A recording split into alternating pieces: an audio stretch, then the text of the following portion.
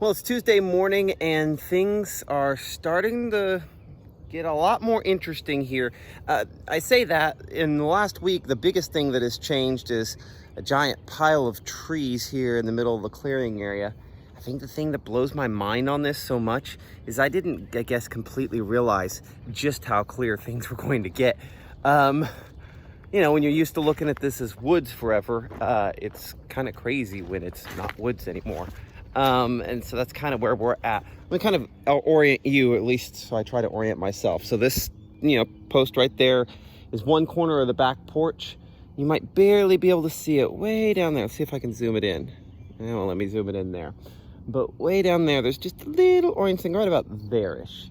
That is kind of the front corner of the house. And so then the house kind of goes back out this direction somewhat. So what we've tried to do is we've tried to take sticks, because naturally, just kind of line them up where there are certain sections of the house along the way that'll be different rooms or have things like that kind of on over that direction. So this is where we're kind of waiting. And my big thing this week has been trying to go around and establish which of these old trees we can keep, putting the blue on those, and which of them kind of have to go, and putting the orange on those.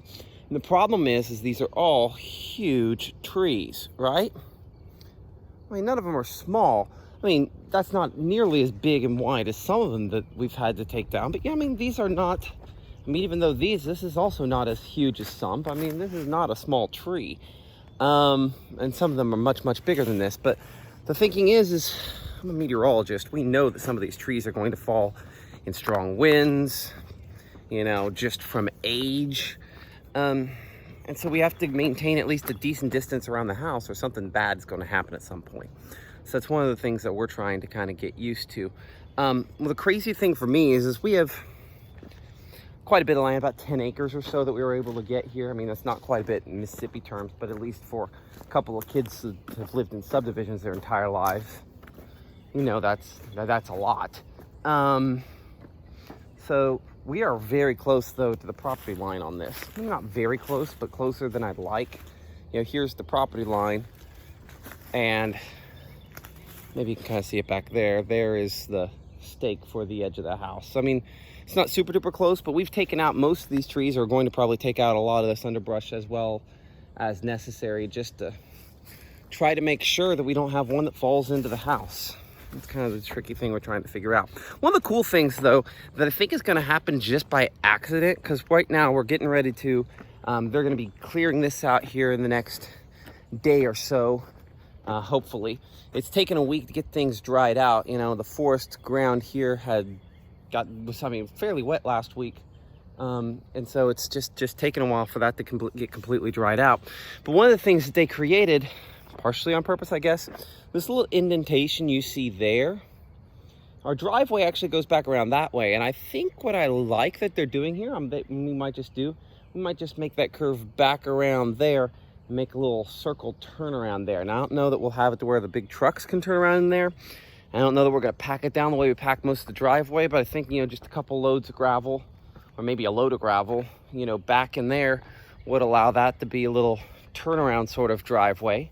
So we could have, the main, we're standing about at the front, well, a little in front of the house. There's a little orange stake we were talking about a moment ago there.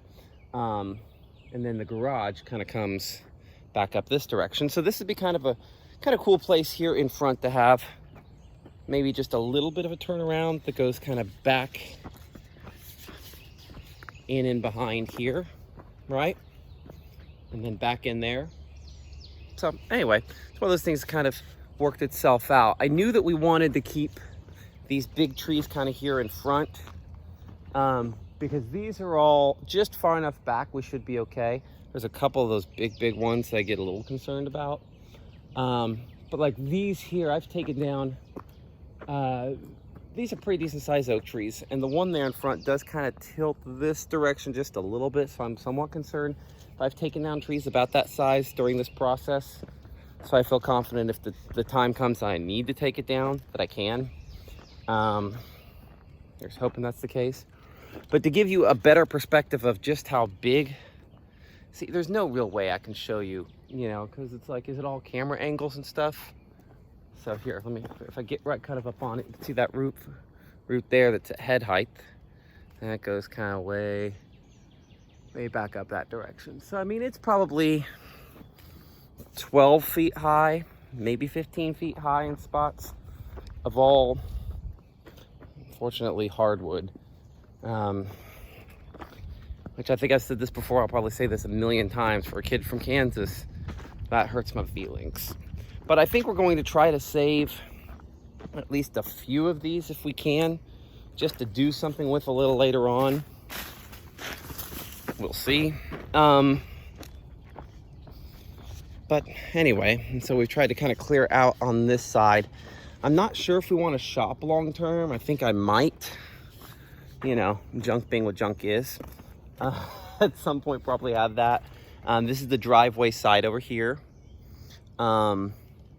This orange is where I've kind of marked out sort of where the edge of the house is.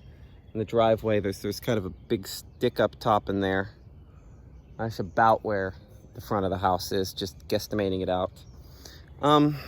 So this is what we're probably going to try to figure out where the shop might go. The driveway will kind of come around to this side of the garage. And I think we'll probably have it, if we were to have a little spot for a shop back in here. Maybe we won't do a shop, maybe it'll just be a shed or something like that. We'll see what budget's like. Shed might make a lot more sense by the time this is all done. I was actually pitching to Emily maybe getting a storage container and then wiring it up, and then you have kind of a building you know is not going anywhere. We're not going to clear these trees out very much around here though, because I just can't clear.